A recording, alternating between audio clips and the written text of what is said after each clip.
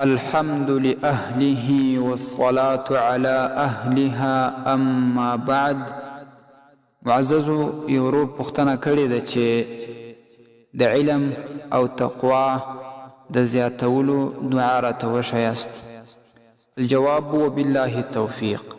محترمه په کتابونو کې دا دعا نقل شوې ده چې په 24 ساعته کې یا علیمو یو نیم سلوار ویل کیږي. په 24 غانټو کې یا علیمو یو نیم سلوار ویل کیږي. کله دا پوره کې د دې وروسته بیا یو بل دعا ده زه به تاسو ته ووایم.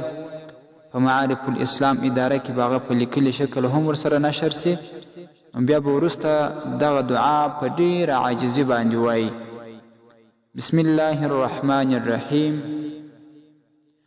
ربي زدني علما وفهما وشوقا وهدى وتقى بحرمة اسمك الأعظم يا عليم علمني من لدنك. دغه دعا ده یو وارې بیا تکراروم.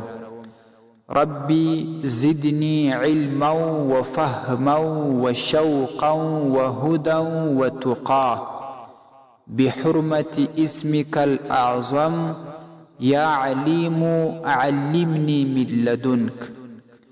ډېر فواید د دې لیکلي دي چې د انسان په علم کې زیاتوب راولي، انسان ته تقوا نصیب کیږي، د دین سره مینه شوق پیدا کیږي.